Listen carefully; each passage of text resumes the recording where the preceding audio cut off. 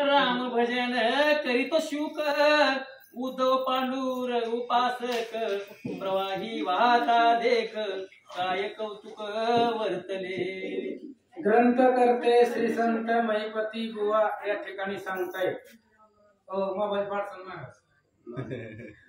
लक्ष असताना दोन उद्धव आणि शुक भगवंतांना त्या दोघांना सांगितलं पृथ्वीवरती जावा आणि अवतार घ्या। त्यावेळेस त्यांनी सांगितलं आम्ही गर्भवासाला प्रवेश करणार नाही, आम्हाला आयोनी संभव असेल तरच त्या ठिकाणी जन्म द्यावा, म्हणून एक शिंपल्यामध्ये पाठवला आणि दुसरा त्या ठिकाणी राम राम करत कुठे गेला ऐका। दोघे शिंपल्यामध्ये दामाजी शिंपी वैष्णवजन परम भाविक पुण्य पावन भक्ती ज्ञान वैराग्य पूर्ण त्याचे ठाई अस्तिके। आणि त्याच असणाऱ्या क्षेत्रामध्ये दामाजी नावाचा वैष्णव होता, परम पुण्य पावन होता, धार्मिक होता, भक्ती ज्ञान वैराग्य सर्व त्याच्या अंतःकरणामध्ये मूर्तिमंत वसत होता असं सांगतात। चंद्रभागेचे करुणी स्नान पांडुरंगाचे करी पूजन ऐसा सारोणी नित्य नेम यावरी भोजन करीत असे। आणि तो दामाजी होता तो त्या ठिकाणी असणारा पंढरपूरची वारी करायचा, पांडुरंगाची पूजा करायचा, नैवेद्य पांडुरंगाला दाखवायचा, भोजन करायचा, रोजच्या रोज त्यांचा नित्यक्रम चालू होता। गोनाई त्याची कांता परम भाविक पतिव्रता पंढरीत राहती उभयता श्री जगन्नाथा आठवणी। आणि त्या दामाजीची पत्नी गोनाई होती, दोघही त्या ठिकाणी पती पत्नी होते। गोनाई पतिव्रता होती आणि पंढरपुरामध्ये रहिवासी होते, त्याच्यामुळे रोज जायचं पांडुरंगाला नैवेद्य घेऊन त्यांचं दर्शन करायचं, मग घरला यायचा, पुढचा नित्यक्रम चालू करायचा, असं पती पत्नीचं चालू होत। पोटी नाही पुत्र संतान गोनाई म्हणे पतीला गुण तुम्ही पांडुरंगापाशी जाऊन एक पुत्र मागावा। आणि गोनाईला पुत्र नव्हता आणि त्यांनी आपल्या पतिदेवाला दामाजीला सांगितलं तुम्ही रोज पांडुरंगाकडे जाता, मग एक दिवस पांडुरंगाला पुत्र मागा, संतान मागा, त्याच्यामुळे आपल्याला काहीतरी समाधान मिळेल, सुख लाभेल असं सांगतात। रामशेठ म्हणे तू अज्ञान आपण वृद्ध दोघे जण देव कोठून संतान आपणा करणे देईन। दामाजीनं गोनाईला सांगितलं आपण वयोवृद्ध झालोय, आता म्हातारे झालो, वय गेलंय, आपलं संतान होण्याचं वय निघून गेलंय, आता पांडुरंगाने जरी ठरवलं तरी कसं वयोवृद्धामध्ये कसं संतान देईल, कसं मुलं होतील, अज्ञान आहे, तुला कळत नाहीये। दामाजी गोनाईला बोलतात किडीने खाल्ले असता बीज पेरिता सिद्ध नव्हे गाज देवी संतान मागता तुझ नाही लाज सर्वथा। दामाजीने सांगितलं लाज वाटत नाही म्हणली, तुला म्हातारी झाली ना आता पोरग मागायला लागली। एका किड्याने जर बिला खाल्लं आणि ते बी जर पेरलं तर त्याला फळ येतं का? येत नाही। तसं आपलं मुलं होण्याचं वय निघून गेलंय आणि आता आपल्याला मुलगा होणं कठीण आहे, अवघड आहे असं सांगतात। वर्षा ऋतू गेली असरोन कैसे इच्छिता वर्ष लघन देवी तो इच्छेची पुत्र संतान लज्जा म्हणीन धरिता। पावसाळ्याचे दिवस निघून गेल्यानंतर ना परत पाऊस पडेल का? त्या त्या कालावधीमध्येच तिथी प्रसंग घडत असतात। एकदा वेळ निघून गेली पुन्हा तो म्हणजे पावसाळा निघून गेला की परत पाऊस पडत नाही, तसं आता आपलं संतान होण्याचं मूल होण्याचं वय निघून गेलंय, आता आपल्याला संतान होणार नाही असं दामाजी गोनाईला सांगतात। आंबियाचे वृक्षासी फळे न येती श्रावण मासी देवी तो इच्छेची संतनासी लाज मानसी न धरिता।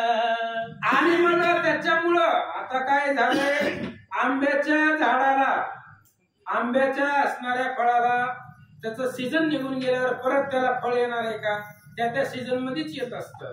तसं पद्धतीनं आता आपल्याला संतान होणार नाही असं सांगतात. स्नेहसूत्र सरता जाण दीपक सरसावी अज्ञान देवी तो इच्छेची संतान लज्जा मनीन धरिता.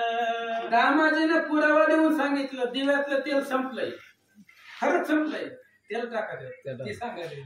दिव्यातलं तेल संपलंय आणि तेल संपलेलं असताना तेल न वाटता तसंच त्या वातीला पुढे सारतो तो आज्ञानी माणूस आहे. त्याच्यामध्ये तेल वाटावं लागतंय. तशा पद्धतीनं आता आपलं वय झालेलं आहे असं सांगतात. कांता म्हणे प्राणनाथा बुद्धी दोष मज ठेविता परी सर्वा वरिष्ठ ईश्वरी सत्ता तुम्ही निरते मज कळले. गोनाईनं सांगितलं दामाजी तुम्ही स्वतःला महाराज म्हणून घेता हुशार म्हणून घेता तुम्हाला कळत नाही. काय नव्हे केले एका चिंतिता विठ्ठले किंवा कोण करी बाळा दुधाची उत्पत्ती वाढवी श्रीपती सवे दोणे. लेकरू आईच्या पोटामध्ये असतं तेव्हा आईच्या असणाऱ्या तिथं दूध कोण निर्माण करतं ते लेकरासाठी. ते दूध आणि लेकरू वाढवण्याचं काम भगवंत करतं. तसं तुम्हाला कळलं नाहीये. ईश्वराची सत्ता आहे. त्यांनी जर ठरवलं तरी सुद्धा तो त्या असणाऱ्या वृद्धाला सुद्धा बाळ देऊ शकतो असं सांगतात.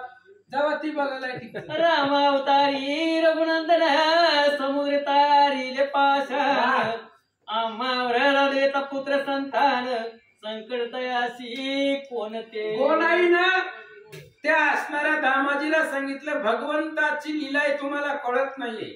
राम अवतारामध्ये समुद्रावर दगडाचा पूल बांधलाय. समुद्र दगडाने बांधून टाकला. एवढं सामर्थ्य आहे भगवंताकडे. मग वृद्ध व्यक्तीला लेकरू देण्यासाठी काय अवघड आहे असं सांगतात. वत्सहरण केले विधीने तेव्हा सोय झाले गाई गोपीजन वृद्धासी देता पुत्र संतान संकट तयासी कोणते. ब्रह्मदेवाला गर्व झाला होता एकदा आणि त्या ब्रह्मदेवानं 10 दिवस गाई गोपाळ सगळीच नेली होती सत्य लोकांमध्ये. आणि कृष्ण स्वतः गाई गोपाळांचा वेश त्यानं धारण केला आणि 10 दिवस आनंदानं राहिला नांदला. काही झालं नाही गोकुळामध्ये असं भगवंत राहिला गेला. गाई गोपाळ नसताना सुद्धा त्यांचं स्वरूप त्यांनी धारण केलं. त्या भगवंताला लेकरू देण्यासाठी काय अवघड आहे असं सांगतात. दामशेठ म्हणे कांतसी आता जाऊन रावळासी आई चढल्या हे जायची ती देवासी सांगेन. आणि मग दामाजी शेतीनं गोनाईला सांगितलं ठीक आहे म्हणले तुझ्या मनामध्ये इच्छा आहे पुत्र संतान देवाला मागायची. मी आता जर गेलो देवाला नैवेद्य दाखवायला पूजा करायला तर तुझी जी इच्छा आहे ते मी देवापाशी सांगेल असं सांगतात. मग महाद्वारासी जाऊन देवासी केले साष्टांगमन म्हणे कांता इच्छी पुत्र संतान होई प्रसन्न श्रीहरे. आणि मग दामाजी मंदिरामध्ये गेले. पांडुरंगाच्या मूर्ती पाहिली पूजा केली आणि पांडुरंगाला सांगितलं आमची पत्नी आहे गोनाई आणि त्या गोनाईला पुत्र पाहिजे तिला संतान पाहिजे अशी तिची इच्छा आहे असं सांगतात. ऐसे बोलून वचन निद्रालीन लागत क्षण स्वप्नी येऊन जग जीवन म्हणे पुत्रदान तुझं दिधे दे. आणि तो असणारा दामाजी भगवंताच्या समोर गेला पांडुरंगाच्या. त्याला आपलं गाढानं सांगितलं आणि क्षणभर त्याला तिथं निद्रा लागली झुकली आली. त्याच वेळामध्ये भगवंत स्वप्नात गेले झोपलेल्या अवस्थेत आणि त्या दामाजी शेतीला सांगितलं तुला मुलगा दिलाय ऐक. उदयी भीमा तीरी जाण जाशील करावया स्नान वाहत येईल पुत्र संतान तत्वर घेऊन येईते. आणि पांडुरंगानं दामाजीला स्वप्नात सांगितलं उद्या तू जर भीमेच्या तीरेला चंद्रभागेच्या नदीमध्ये स्नान करायला गेला तर एक शिंपला वाहत वाहत तुझ्या जवळ येईल आणि ती शिंपला तू घ्यायचं त्याच्यामध्ये बाळ आहे ती घरी न्यायचं असं पांडुरंग सांगतात. उद्धवाचा अवतार जाण कीर्तीने भरील त्रिभुवन विश्व उद्धारक वैष्णव परम माझे निज नाम धारक जो. आणि भगवंत सांगताय त्या शिंपल्यामध्ये जो अवतार आहे तो उद्धवाचा आहे. उद्धवाचा पूर्ण अवतार असणारा तो आहे आणि ब्रह्मांडामध्ये त्याची कीर्ती होणार आहे. माझ्याच गुणाचं तो वर्णन करणार आहे असं भगवंत दामाजीला स्वप्नात सांगतात. ऐसे पहाताची स्वप्न घराशी गेले त्वरे करून कांते पाशी वर्तमान झाले तैसे सांगितले. मग अशा पद्धतीनं तो असणारा स्वप्न पाहिलं दामाजींना, आनंद वाटला, घराकडे गेला आणि जे घडलं मंदिरामध्ये जे काय झालं ते आपल्या पत्नीला सांगितलं असं सांगतात. दुसरे दिवस दामू शेट्टी सत्वर आला भीमातटी स्नान करून उठा उठी नित्य नियम सारिला. आणि दुसऱ्या दिवशी मग दामा शेट्टी आपल्या रोजच्या नित्यक्रमानुसार चंद्रभागेच्या किनाऱ्यावरती आले. नदीमध्ये चंद्रभागेमध्ये स्नान केलं आणि पुढे काय झालं?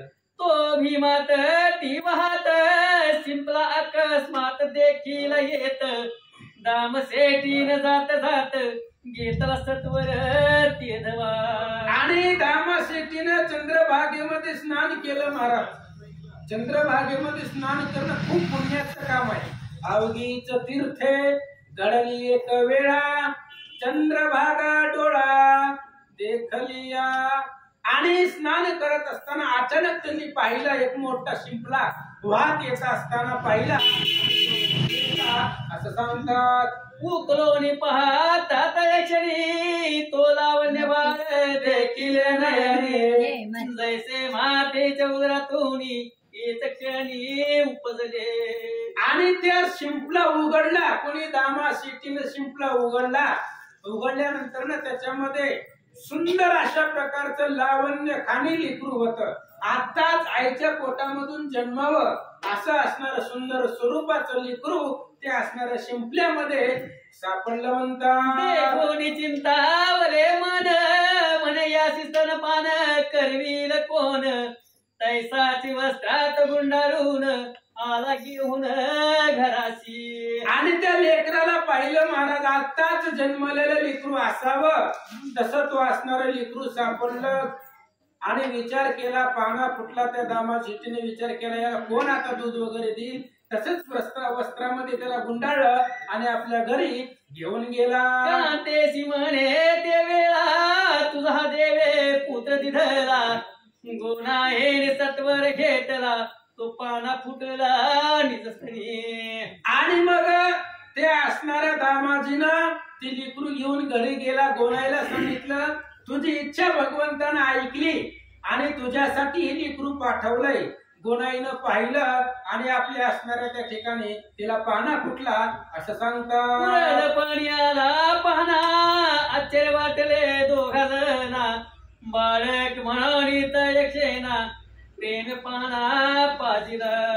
म्हातारी होती महाराज, दोघ जण वयोवृद्ध होती आणि वयोवृद्ध असताना सुद्धा पाना फुटला. त्याच्यामुळे दोघांना आश्चर्य वाटलं, लेकराला दूध वाटलं, आनंद वाटला असं सांगतात. प्रसन्न करून पुरुषोत्तमा पुत्र मागितला मेघश्यामा म्हणून नाम ठेविले नामा अद्भुत प्रेमा तयावरी. आणि नामदेव भगवंताच्या प्रसादानं मिळालाय. देवाला मागितलंय म्हणून त्याचं नाव नामदेव ठेवलं, नामा ठेवलं. तो हळूहळू हळू लहानाचा मोठा होऊ लागला असं सांगतात. दिवसे दिवस थोर झाला तो काय वर्तले ते वेळा दामसेठी हाताशी गेला नामा पाठविला देवळाशी. आणि मग इकडं नामदेव महाराज हळूहळू लहानाचे मोठे होऊ लागले. एक दिवस असं घडलं, दामाजी शेट्टी जी होते ते बाजारामध्ये काही निमित्त गेले होते. त्यामुळं रोज देवाला नैवेद्य देण्याचा त्यांचा क्रम चुकला. म्हणून तो खंडित होऊ नये म्हणून नामदेवाला तो नैवेद्य घेऊन मंदिरात पाठवला असं सांगतात. गोनाईने नैवेद्य देऊनी रावळीचा पाठविला तयक्षणी नामयासी म्हणे जननी नैवेद्य जाऊन येई का. आणि मग दामाजी बाहेर गेले होते बाजारामध्ये. गोनाईने विचार केला आपला वर्षानुवर्ष चालत आलेला नियम आहे देवाला नैवेद्य दाखवावा आणि तो खंडित होऊ नये म्हणून नामदेवाला बोलवलं. नामदेवाच्या हातामध्ये नैवेद्याचं ताट दिलं आणि सांगितलं देवाला पांडुरंगाला दाखवून या असं सांगतात. सर्व पूजा घेऊन त्वरित नाम आला देवळात, मग देवासी घालून दंडवत पूजा करीत निजांगे. मग आता ते नैवेद्याचं ताट नामदेवांनी हातामध्ये घेतलं आणि रावळामध्ये आले. कुठं? मंदिरामध्ये आले, भगवंताच्या मूर्ती पुढे आले, पांडुरंगाच्या पूजा केली, नैवेद्याचं ताट ठेवलं. काय बोलतात? स्नान घालून सत्वर मग नेसविला पीतांबर, चंदन पुष्पे उपचार धूप दीप दाखविला. आणि मग पांडुरंगाच्या मूर्तीला स्नान घातलं महाराज. सुंदर अशा प्रकारचे वस्त्र अलंकार पुन्हा त्या ठिकाणी पांडुरंगाला घातले. धूप लावलं, दीप लावला, दिवा लावला, आरती लावली. अशा प्रकारची पूजा नामदेवांनी केली. नैवेद्याचे ताट आणून पुढे ठेविले नामयाने, हात जोडून देवासी म्हणे आता भोजन करावे. आणि मग सर्व देवाची पूजा झाल्यावर नैवेद्याचं ताट नामदेवांनी आणलं होतं, पांडुरंगाच्या मूर्तीच्या पुढे ठेवलं आणि नामदेवांनी सांगितलं आता जेवण करा. आता लेकरू आहे त्याला काय माहिती, त्याने सांगितलं भगवंताला तुम्ही जेवा. ते ताट पुढे ठेवलं. काय घडलं? नामयाचे चित्ती हाची भाव, नित्य नैवेद्य भक्ती देव, वा. चित्ती नाठवे संदेह, हाची भाव तयाचा. नामदेवाचा भाव होता महाराज, कारण वडील रोज नैवेद्य घेऊन जात होते आणि येताना रिकामं ताट घेऊन येत होते. मग त्याचा नामदेवाचा भाव असा आहे की देव रोज जेवतोय, रोज देव स्वतः जेवण करतोय, त्यामुळे मनामध्ये संदेहच नव्हता. म्हणून नामदेवानं ते ताट पांडुरंगाच्या पुढे ठेवलं आणि जेव्हा म्हणून पांडुरंगाच्या मूर्तीच्या पुढे नामदेव बसले. काय झालं? म्हणे जय जय कृपावंता, उशीर झाला पूजा करीता, म्हणून पंढरीनाथा राग चित्ता आला की. आणि पांडुरंग जेवत नव्हते महाराज, मूर्ती होती. त्यामुळं नामदेवाने सांगितलं देवा नैवेद्य आणायला उशीर झाला, तुमची पूजा करताना उशीर लागला, म्हणून तुम्हाला राग आला की काय, म्हणून जेवणा गेला. तर नामदेवजी बोलतात राम शेटी तुझा निज भक्त हाताशी गेला आज त्वरित, नैवेद्य दाखवया येत मजला निश्चित पाठविले. आणि नामदेवाने सांगितलं माझे वडील दामाची शेती आज बाजारात गेलेले आणि ते तुझे भक्त आहे, रोज ते नैवेद्य आणताय आणि आज मी घेऊन आलोय. मग ते नसल्यामुळं तुम्हाला राग आला की काय, म्हणून तुम्ही नैवेद्य जेवत नाही. तर नामदेव महाराज बोलतात तू नैवेद्य जेवीसी नाता, तरी मजवरी कोपेल माता, काय अन्याय जगन्नाथा न जेवीसी आता म्हणून. नामदेवांनी देवाला सांगितलं, म्हणले देवा काय अडचण आहे तुम्हाला जेवायला, जर तुम्ही जेवला नाहीत आणि हाय असा जर ताट मी घरी घेऊन गेलो तर आई माझ्यावरती रागवेल, देवाला जीव घातला नाही म्हणून. त्याच्यामुळं तुम्ही जेवा, ही नैवेद्याची काय आणलंय पदार्थ ताटामधलं ते संपवा. नामदेवजी देवाला बोलतात पाषाण मूर्ती जेवील कैसी, हा विकल्प नाही निजमानसी, नामास फुंदे उपसा बुक्सी मने ऋषिकेशी जेविका. आता नामदेवाच्या मनामध्ये विकल्प चालला नाही, दगडाची मूर्ती आहे कसं जेवण, भाव तिथं देव किंवा भाव बळे आकळे, हे रवी नाकळे. नामदेवांनी विचार केला दगडाची मूर्ती आहे कसं जेवण, असा विकल्प त्यांच्या मनामध्ये आला नाही. त्यांना वाटत होतं की रोज देव जेवतोय, मग आज का जेवणा, म्हणून नामदेव देवाची विनंती करतात. देखोनी नाम्याचा शुद्ध भाव प्रसन्न झाला देवादिदेव, नामायाशी समजावून केशव आलिंगन देतसे. आणि मग नामदेवाचा भाव पाहिला, शुद्ध भाव होता, अंतःकरणातला भाव निर्मळ होता, मनामध्ये विकल्प नव्हता. त्याच्यामुळे देवाचा देव असणारा तो पांडुरंग आहे, देवादी देव आहे. आणि तो पांडुरंग मूर्तिमंत नामदेवाच्या समोर प्रकट झाले. नामदेवाला कडकडून मिठी मारली असं सांगतात. नाव्याने नैवेद्य आणला तो प्रीतीने देव जेविला वा. हरी म्हणे नाम याला जणी कोणाशी सांगशील. आणि नामदेवांना जो नैवेद्य आणला होता महाराज, ताट आणलं होतं, ते भगवंत जेवले नवे. हा सामान्य महिमा संताचा, नैवेद्य हातीचा मूर्ती जेवी. नामदेवानाच्या हातातला ताटामधला जो नैवेद्य होता भगवंत जेवले आणि पांडुरंगाने नामदेवाला सांगितलं घरी कुणाला कळून देऊ नको. नमस्कार करुण देवासी नाम आला निज ग्रहासी माता म्हणे तयासी नैवेद्य कोणासी दिला. आणि मग आता भगवंत पांडुरंग तर नैवेद्य जेवला ही नामदेवालाच माहिती होतं.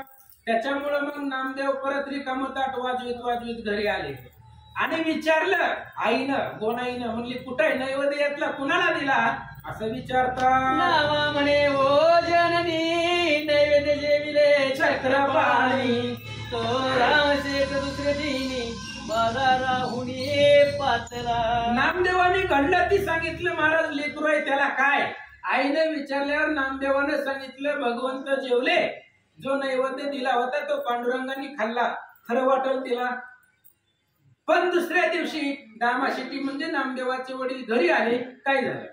कांतेसी पुसो नियमात ऐकिला सकळ व्रतांत दामशेठ झाला विस्मित नवल अद्भुत वाटले. मग दामाशेट्टी घरी आले. घरी आल्यावर पत्नीनं सगळं वृत्तांत सांगितला काल घडलेला. दामाजी शेट्टीला आश्चर्य वाटलं. म्हातारा झालोय देवाला नैवेद्य दाखवता, एकदा बी देव नैवेद्य जेवला नाही. मग या लेकराच्या हातून कसा जेवला आश्चर्य वाटलं, पण सत्य वाटलं नाही असं सांगतात. नामयासी म्हणे ते क्षणी कैसा जेविला चक्रपाणी राहुळाशी जाऊन एक क्षणी मजला कुणी दाखव. आणि मग दामा शेट्टीनं नामदेवाला सांगितलं, म्हणले नामदेवा कसा देव जेवला मला दाखव, बघायचंय. आम्ही एवढं वर्ष झालं देवाला नैवेद्य घेऊन जातोय, देव आमच्या स्वप्नात बी नाही, कधी जेवला नाही, मग तुझ्या हातून कसा जेवला मला दाखव. म्हणून दामा शेट्टी आणि नामदेव महाराज मंदिरामध्ये नैवेद्य घेऊन आले असं सांगतात. पूजा घेऊन देवसरा दोघे आले महाद्वारा नमस्कार करून जगत उद्धारा पूजा सत्वर आरंभिली. मग आता दामा शेट्टी आणि नामदेव महाराजांनी नैवेद्य घेतला. दुसऱ्या दिवशी सकाळी आले मंदिरामध्ये. आल्यानंतर ना भगवंताची पूजा केली, स्नान घातलं, धूप लावलं, दिवा लावली, अगरबत्ती लावली. वाचा. षोडोपचारे करून पूजा धूप दीपारे पिरे ओजा नामा म्हणे गरुड ध्वजा जेवी आता सत्वरी. आणि मग षोडशोपचाराने 16 प्रकारची पूजा भगवंताची असते. त्या पद्धतीनं नामदेवाने केली. दिवा लावला, अगरबत्ती लावली, धूप लावलं. सगळी पूजा झाल्यावर नैवेद्याचं ताट नामदेवानं ठेवलं आणि देवाला सांगितलं आता जेवण करा. नामयासी म्हणे जगत जेठी सवे आला की दामशेठी मी गणान पडे याची दृष्टी तुझशी भेटी देईन. आता नामदेवा बरोबर देव बोलत होता महाराज. जवळ दामा शेट्टी आहे पण त्याला कळत नव्हतं, ऐकू येत नव्हतं.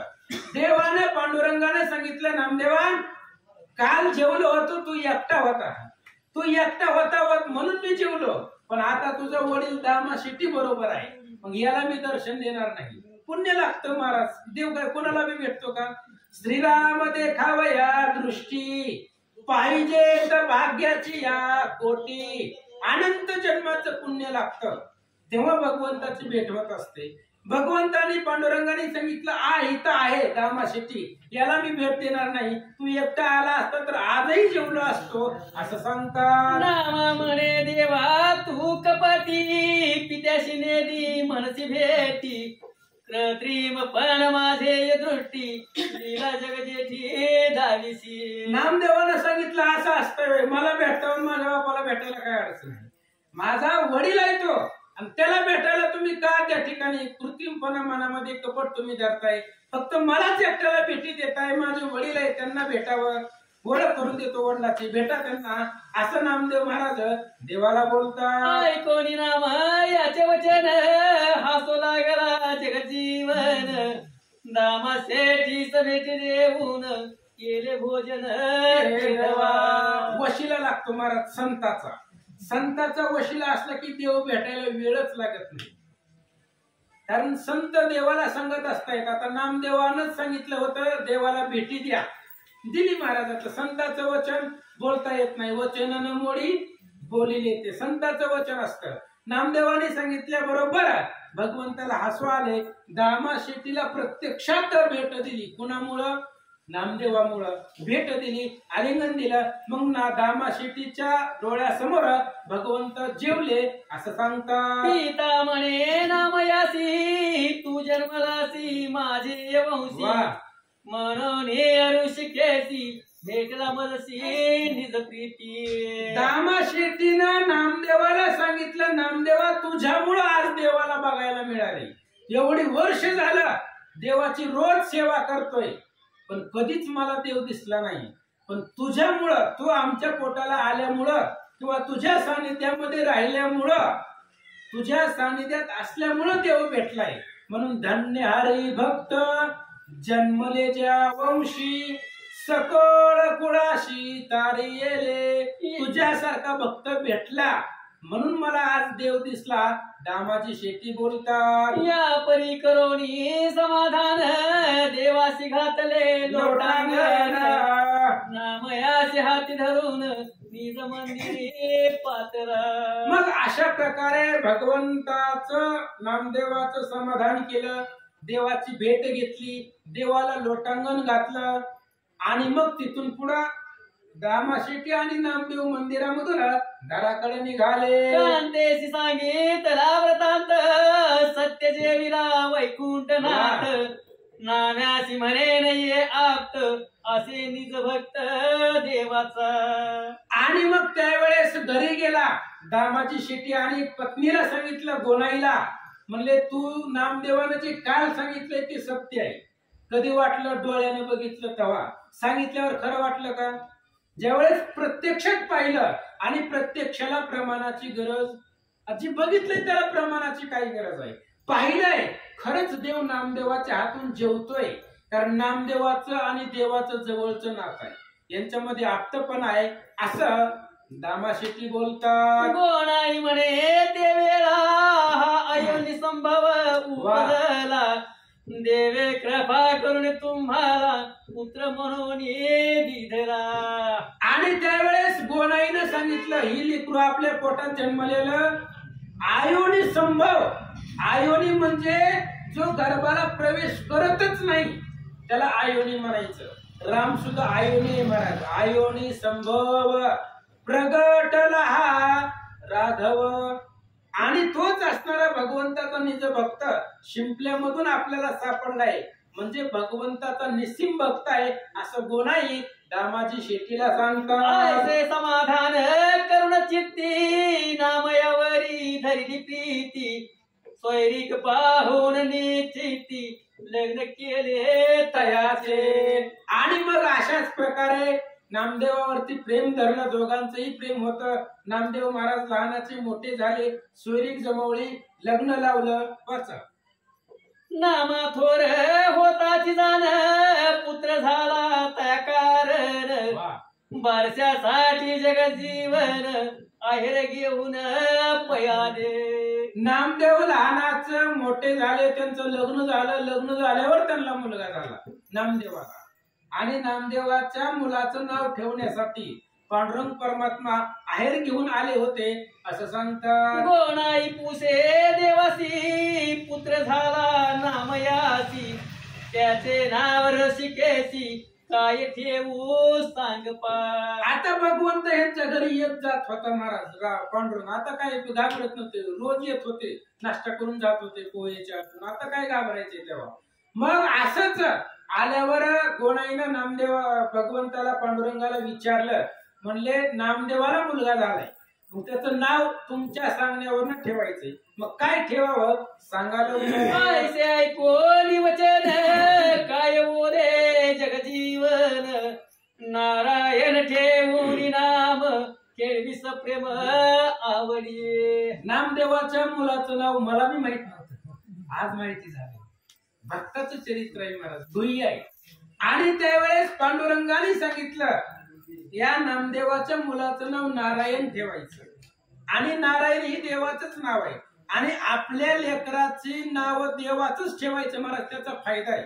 आपण जर आपल्या तुमच्या मुलाचं नाव जर देवाचं ठेवलं तर तुमच्या मुखामध्ये देवाचं नाव येत आहे. आणाय असं नाही येत आहे, घ्यायची गरज. लेकराला हाक मारले की देवाचं नाव. म्हणून देवाचं नाव जर मुलाला ठेवलं, घरातल्या जन्मलेल्या मुलाला जर देवाचं नाव ठेवलं तर तुमचं कल्याण आहे. म्हणून नारायण नाव ठेवा असं सांगतात. नर नारी मिळून ब्राह्मण मग मांडले पुण्य वाचन. नामयाचे आहे जगजीवन निज प्रीतीने देतसे. मग ब्राह्मण वगैरे बोलवले, षोडशोपचारे सगळं बारसाचा जो कार्यक्रम आहे तो उरकला. भगवंत जो आहेर घेऊन आलेला होता पांडुरंग नामदेवाच्या हातामध्ये दिला असं सांगतात. साडी चोळी राजयासी पिहरण कुंची बाळकासी अर्पण यारसी केसी निज मंदिरासी पै गेला. राजाई त्यांच्या पत्नीचं नाव होतं नामदेवाचं, बरोबर आहे ना. आणि त्या राजाईला नामदेवाच्या पत्नीला साडी चोळी वगैरे पांडुरंगाने दिली. आणि ती लेकरू जन्मलेलं होतं नामदेवाचं, त्याला लंगोटी वगैरे आणली, अर्पण केली असं सांगतात. गोनाई म्हणे नामया कारण आम्ही तो व्रत दोघे जण. तू करीत असे हरिचिंतन धरून ध्यान अहिरणीसी. आणि गोनाई नामदेवाच्या आईला सांगितलं, नामदेवा आता तू काही लहान राहिलेला नाहीये, आता संसाराचं वजन तुझ्यावर आलंय, त्यामुळं पुतीला जायचं आता कमी कर, बंद कर. म्हणले जरा संसारामध्ये लक्ष दे. लग्न झालंय, लेकरू झालंय, यांच्याकडे कोण लक्ष देणार. आता आम्ही म्हातारा झालोय, तू आता भगवंताचं भजनाकडे थोडं दुर्लक्षित कर आणि संसाराकडे थोडं लक्ष दे असं त्याची आई नामदेवाला बोलतात. नामी रूपी जडित चित्त देहावरी नसती क्षण मात्र. हृदयी धरिला पंढरीनाथ त्याने अंत पूर्विला. गोनाईनं सांगितलं, नामदेवा तुझं चित्त भगवंतावरती आहे, तुझी कधी कधी विधी अवस्था होते, तू देहावर असून तुला काहीच आठवत नाही, एवढं मग्न त्या भगवंताच्या स्वरूपावरती तुझं चित्त आहे. त्याच्यामुळं त्या पांडुरंगानं अंत पुरवलाय, म्हणजे तुझ्या संसारात ते वाटोळं लावलंय असं सांगतात. संसारी लागत असे सर्व काही एक पुत्र तू झालास विदेई. आता म्या करावे काही आईशी गोनाई बोलिली. आणि गोनाईने सांगितलं, नामदेवा संसार करायचं म्हणल्यावर काही सगळं लागतं महाराज, सगळ्या गोष्टी लागतायत. आम्हाला संतान नव्हतं, कसा तरी तो मिळाला.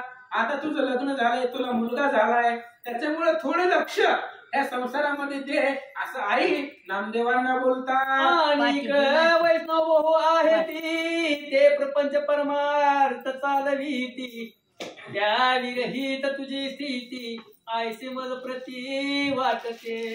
नामदेवाच्या आईने सांगितलं, या जगामध्ये महाराज लोक लय आहेत की, पण प्रत्येकाचं लग्न झालंय, लेकर आहे की, आणि आपला संसार बघून ती परमार्थ करतात.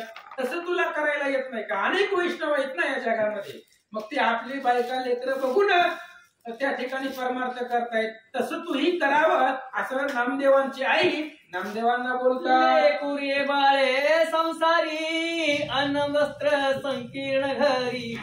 पिशून हातती दुराचारी कैसे परी करावे. अरे बाबा, घरामध्ये लेकरू आहे, पत्नी आहे, आणि लेकरांना घालायला कपडे नसतील, घरामध्ये जर पाहिजे ते पुरत नसेल तर लोक बोलतात, नावं ठेवतात. अशा प्रकारे त्याची आई समजावून सांगू लागली. आईसे बोलता निज माया अंताप झाला नामया. महाद्वारी जाऊन या लोटांगण घातले. आणि गोनाईनं असं सांगितल्यावर नामदेवाला अंताप झाला, म्हणजे पश्चाताप झाला.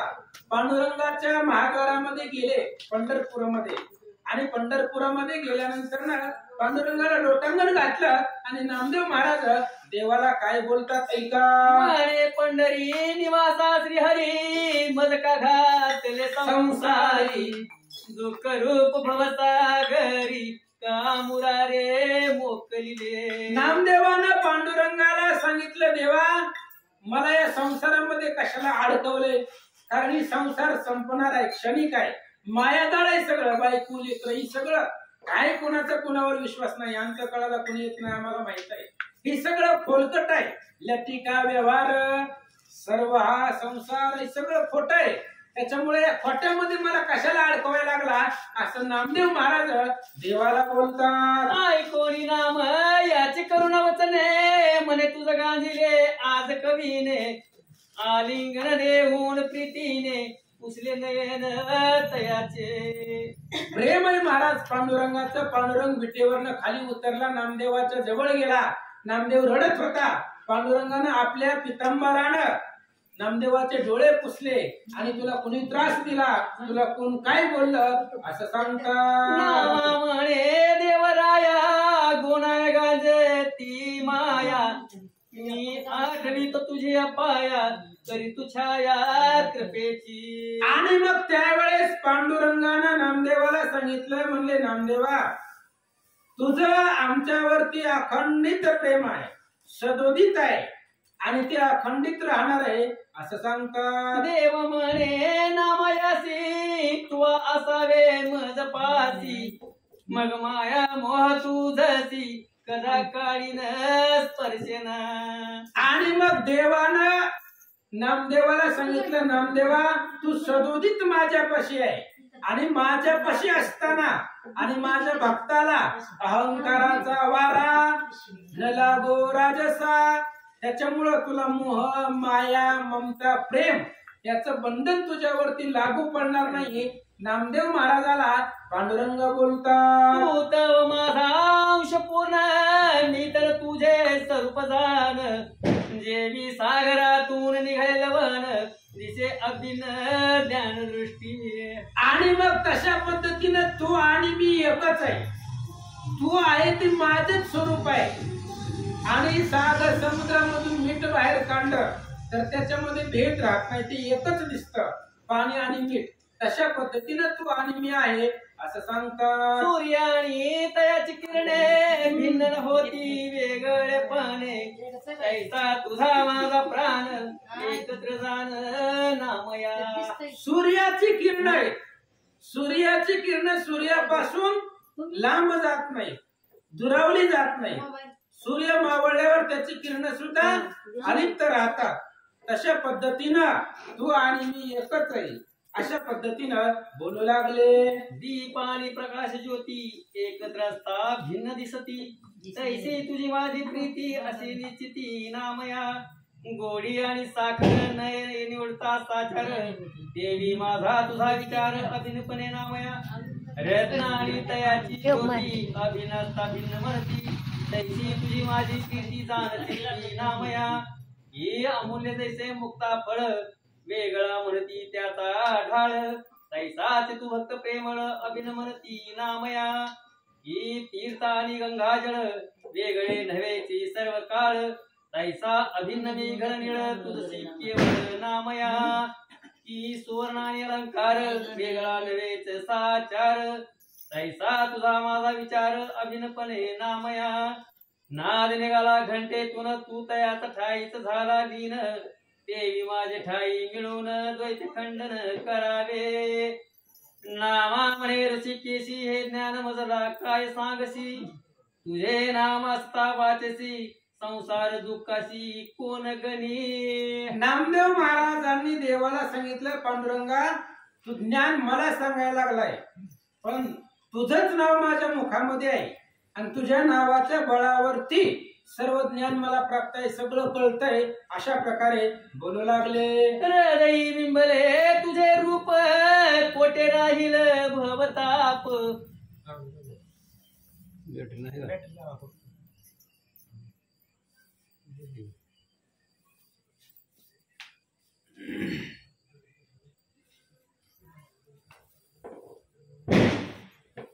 हृदयी बिंबले तुझे रूप कोटे राहील भवताप. तू संसारी असता माय बाप नय संताप दृष्टीसी. नामदेवांनी देवाला सांगितलं, तू हृदयामध्ये असताना आणि तू माई बाप आहे, तू आमचं सर्वस्व आहे, त्या ठिकाणी तू असताना आम्हाला कशाचीच कमी नाहीये असं नामदेव महाराज बोलतात. तू देव मी भक्त जाण मुख्य करीन तुझे कीर्तन. जन्मोजन्मी हेच मागणे प्रेमदान मज देई. नामदेवांनी देवाला मागितलं महाराज, आणि संत स्वतःसाठी मागत नसताय, तुझं नामस्मरण माझ्या मुखामध्ये राहू दे एवढंच मला पाहिजे. आणि एकाच जन्मी नाही, जन्मोजन्मी तुका म्हणे, प्रत्येक जन्मामध्ये तुकाराम महाराज बी हेच आहे बरं, त्यांचाच अवतार पुढचा तुकाराम महाराज आहे. जगद्गुरु तुका अवतार नामयाचा, संप्रदाय सकळांचा तेथोनिया. त्याच्यामुळं अखंडित तुझं नाव मुखामध्ये राहावं हीच आम्हाला पाहिजे असं नामदेव महाराज बोलतात. मोक्ष सुख तू थोर सांगसी ते नये माझी चित्तासी. वचने ऐकोनी आयसी ऋषिकेशी हसिनले. नामदेव महाराजांनी सांगितलं, तू आम्हाला मोक्ष सांगायला, आम्हाला मोक्षाची काय गरज आहे हो. तुकाराम महाराज सांगतायत, मोक्ष आम्हा घरी कामारी ते दासी. आमचं इथं ते कामाला आहे, त्याच्यामुळे त्याची आम्हाला गरज नाही, तुझं नाव आमच्या मुखामध्ये राहू दे असं बोलल्यावर पांडुरंग हसू लागले. रुक्मिणी म्हणे जगत जीवन नामयाशी आवडे रूप सगुण. याची सांगत आत्मज्ञान समाधान नव्हे की. आणि पांडुरंगाने रुक्मिणी बरोबर बोलायला सुरुवात केली. म्हणले, नामदेव आवडताय पण ह्याला अध्यात्माची गरज नाही, ह्याला काही ज्ञान लक्षातच येत नाही, ह्याला फक्त प्रेम आणि जिव्हाळा आणि याच्या नामावर, माझ्या नावावर याची प्रीती जडली, नामावरती विश्वास आहे, त्याच्यामुळं ज्ञान याच्या लक्षामध्ये येत नाहीये असं पांडुरंग रुक्मिणीला बोलतात. ऐसे म्हणून ऋषिकेशी नाम धरिला हृदयासी. आलिंगन देऊन तयासी मग पोटासी धैर्यरा.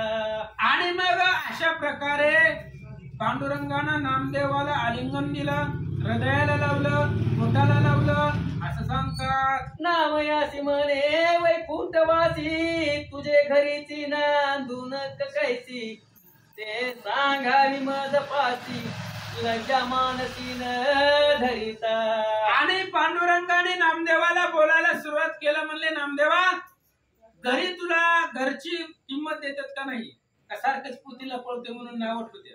नेमकं काय म्हणणं आहे, घरी तुला वागणूक कशी मिळते, तुझ्या घरची जर काही अडचण असेल तर मला बिंदास सांग असं पांडुरंग नामदेवाला बोलतात. ऐकोनी नामा बोले वचन तुझे प्रसादे काय ऊने.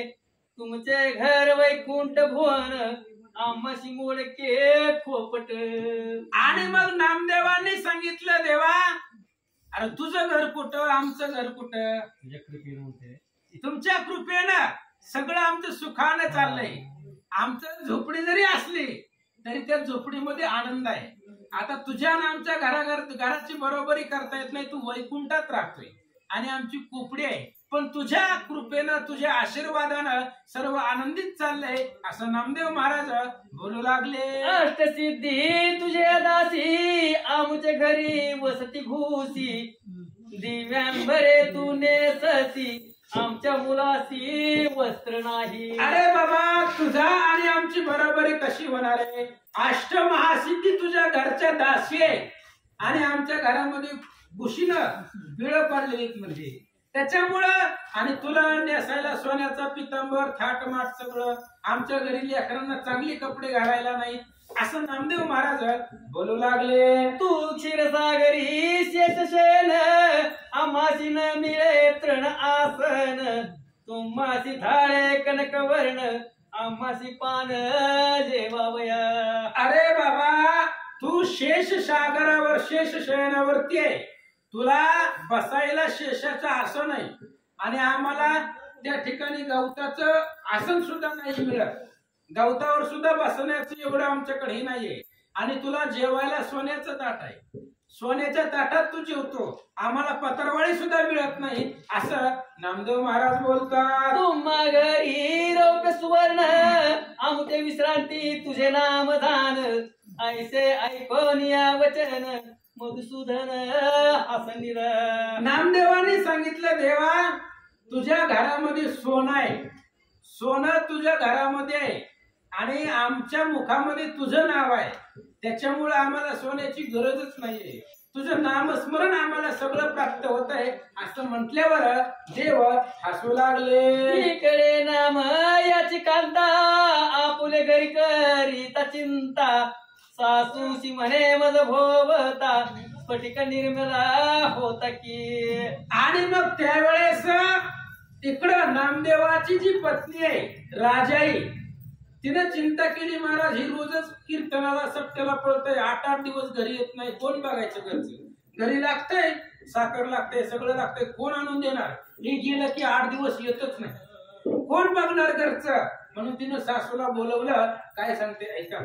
वस्त्र फाटके अति जीर्ण भक्षावयासीन निळे अन्न दरिद्र भोगावया कारण तुमचे सदना मिळाले. आणि राजाईने सांगितलं सासूबाईला, तुमच्या पोराचं संसारात लक्ष नाही, पोरग घरामध्ये काहीच बघत नाही, कुठलं की सुटलं पुती पुराण शब्द करीत हिंडत आहे, कोण बघायचं घराकडं, आणि तुमच्या घरामध्ये इथं आम्हाला कपडे नाहीत घालायला, 2 टायमाचं अन्न नीट मिळत नाही, मग ही दरिद्र भोगायला मी तुमच्या घरी आले का, असं नामदेवाची पत्नी नामदेवाच्या आईला बोलू लागल्या.